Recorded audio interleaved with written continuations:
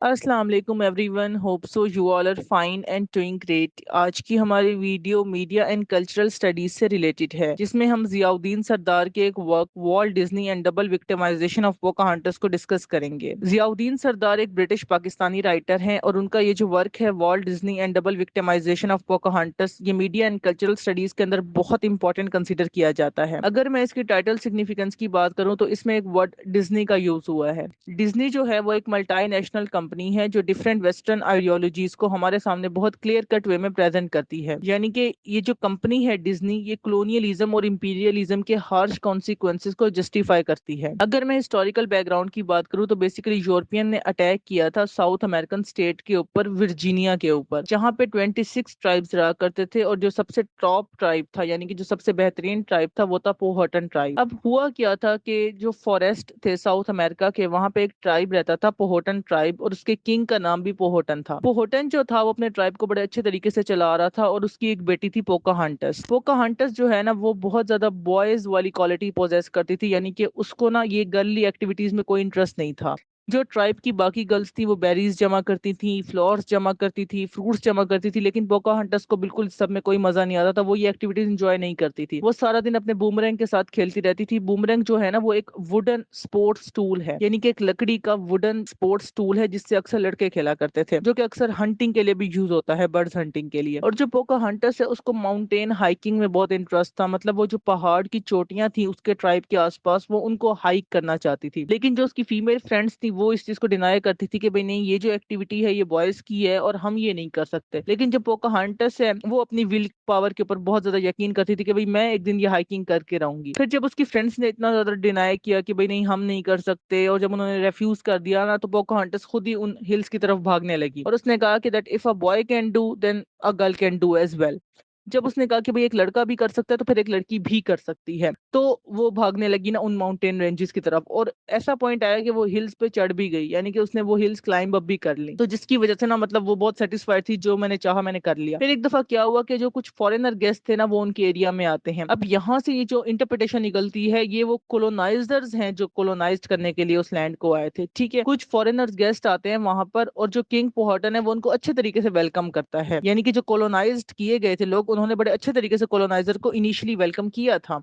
जो फॉरेनर्स है ना, उनकी इंटेंशन क्या होती है कि वो इनकी लैंड को ऑक्युपाई कर लेंगे, और जो किंग होता है वो चाहता है कि जो फॉरेनर्स आए हैं वो मेरी लीडरशिप को एक्सेप्ट कर लें और बेशक हमारी लैंड में रहें, इंजॉय करें, यहाँ से बेनिफिट्स लें, लेकिन वो लीडरशिप मेरी ही मतलब एक्सेप्ट करें। अब जो पोकाहांटस है ना, वो जॉन स्मिथ की जान बचाती है, जो बेसिकली स्ट्रीम में गिर जाता है वाइल हंटिंग। जो जॉन स्मिथ है वो एक कोलोनाइजर है, और जो पोकाहांटस है वो उसकी जान बचाती है, यानी कि वो कोलोनाइज्ड करने की इंटेंशन से जॉन स्मिथ यहाँ पे आया था, तो फिर वो उसकी जान बचाती है जब वो हंटिंग कर रहा होता है। अब यहाँ से हमें ये इंटरप्रिटेशन मिलती है कि बेसिकली जो फॉरेनर्स हैं वो किस इंटेंशन से आए थे, कोलोनाइज करने की, और जो यहाँ के लोग थे वो उनको इस बात पे एतराज नहीं था कि कोलोनाइजर्स यहाँ पे आए हैं। क्यों? क्योंकि उनको लगता था ये फॉरेनर्स हैं और ये हंटिंग के लिए, एंजॉयमेंट के लिए, मतलब इस तरह से आए हैं और चले जाएंगे। लेकिन वो ये कहते थे कि ये लीडरशिप हमारी एक्सेप्ट करें, यानी कि जो किंग पोहटन था वो कहता था भाई ये मुझे ही किंग माने। लेकिन जब उसको अंदाजा हुआ कि भाई इनकी इंटेंशन डिफरेंट है या फिर ये हमारे ऊपर अटैक कर सकते हैं, तो जो किंग पोहटन था ना, उसने कहा कि भाई अब मैं इनके ऊपर अटैक करके इनको खत्म कर दूंगा, इससे पहले ये मेरी लीडरशिप के लिए कोई खतरा बने। तो उसके बाद ये हुआ कि एक दिन, जैसे मैंने बताया कि जो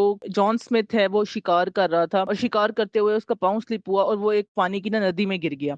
जब वो नदी में गिरा तो उसकी जान बचाई पोकाहांटस ने। अब पोकाहांटस और जॉन स्मिथ की जब कन्फ्रंटेशन हुई, जब आमने सामने आए, तो भाई उसने कहा कि तुम क्यों शिकार कर रहे थे। पोकाहांटस ने कहा ये जो एनिमल्स हैं ये हमारे फ्रेंड्स हैं। तो जॉन स्मिथ ने कहा कि भाई मैं तो सर्वाइवल ऑफ फिटेस्ट के ऊपर यकीन रखता हूँ, ये जो डार्विन की थ्योरी है, यानी कि जो कोशिश करेगा वही जिंदा रहेगा, जो कोशिश नहीं करेगा वो खत्म कर दिया जाएगा, और मैं सिर्फ इसलिए हंटिंग कर रहा था ताकि मुझे भूख लगी थी और मैं अपने आप को सर्व कर सकूं। तो वो कहती है कि भाई ये सारे हमारे दोस्त हैं, ये एनिमल्स, ये प्लांट्स, ये नेचर, ये हिल्स, ये सब हमारे दोस्त हैं, हम कैसे इनको खत्म कर सकते हैं। पोकाहांटस ने कहा कि मैं basically language of love and respect पे बिलीव रखती हूँ कि भाई आप किसी को प्यार से डील कर सकते हो, किसी को रिस्पेक्ट से डील कर सकते हो, तो फिर आपको उसके साथ वायलेंस करने की क्या जरूरत है। अब ये सब जब देखा जॉन स्मिथ ने, तो ही just got in love with the Pocahontas. अब जब उन दोनों की लव स्टोरी स्टार्ट होती है, तो अब जो उनके ट्राइब हैं और जो फॉरेनर गेस्ट आए हुए हैं, यानी कि जो जॉन स्मिथ जिस फॉरेनर गेस्ट के साथ आया to colonise that tribal land, और जो पोकाहांटस के फादर हैं जो अपनी लैंड को डिफेंड करने के लिए, कॉलोनाइजर से बचाने के लिए, अब वहां पे एक वॉर स्टार्ट होने वाली होती है, यानी कि between the locals and between the foreigners एक कंफ्लिक्ट था जो बेसिकली अब वॉर की शक्ल में आने वाला होता है। लेकिन वो दोनों जाके वॉर को कंट्रोल कर लेते हैं और समझाते हैं कि भाई वॉर में कुछ नहीं रखा,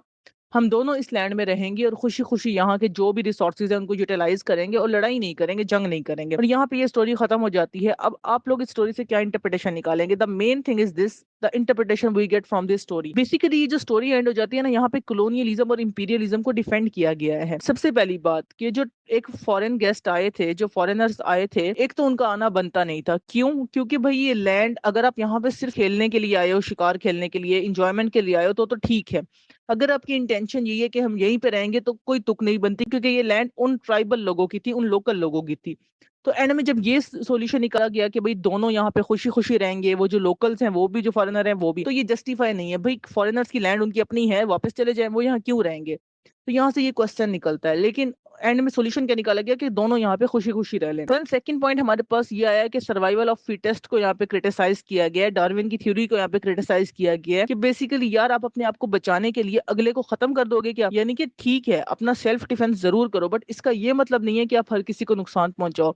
तो बेसिकली कॉलोनियलिज्म और इंपीरियलिज्म के जो हार्श कॉन्सिक्वेंसेस थे यहाँ पे वो पोर्ट्रे किए गए हैं। जियाउद्दीन सरदार का ये जो वर्क है, Walt Disney and double victimisation of Pocahontas, ये एक ऐसी स्टोरी है जिसको हम फेरी टेल भी कह सकते हैं, जो डिज्नी ने प्रेजेंट की थी। अब डिज्नी जो है वो एक मल्टीनेशनल कंपनी है, जैसे कि मैंने बताया, जो डिफरेंट वेस्टर्न आइडियोलॉजीज को प्रेजेंट करती है। कॉलोनियलिज्म एक वेस्टर्न आइडियोलॉजी है और वो क्या कहते हैं कि भाई हम जो है ना वो सिविलाइज कर रहे हैं ईस्टर्न्स को, हम जो है ना वो कोलोनाइज्ड करके जो बेचारे लोकल्स हैं जिनके पास कोई रिसोर्सेज नहीं है, कोई बेसिक नीड्स उनकी फुलफिल नहीं हो रही, हम उनकी बेसिक नीड्स को फुलफिल करेंगे। जबकि उनके पास हर चीज थी, लेकिन दुनिया के सामने क्या दिखाया कोलोनाइजर्स ने कि इनके पास कुछ भी नहीं है, हम इनको दे रहे हैं। तो बेसिकली ये जो वर्क है, Walt Disney and double victimisation of Pocahontas, ये एक स्टायर है कॉलोनियलिज्म के ऊपर, इंपीरियलिज्म के ऊपर और उन हार्श कॉन्सिक्वेंसेस के ऊपर, उन ब्रूटैलिटीज के ऊपर जो लोकल्स ने फेस की थी, और उन पर इम्पोज किसने की थी? फॉरेनर्स ने। तो पोकाहांटस जो है ना, यहाँ पे उसको as a neutral character portray किया गया है, जो डिफेंड करती है कॉलोनियलिज्म के हार्श कॉन्सिक्वेंसेस को, कि भाई चलो कोई नहीं, उन्होंने कर दिया तो कर दिया,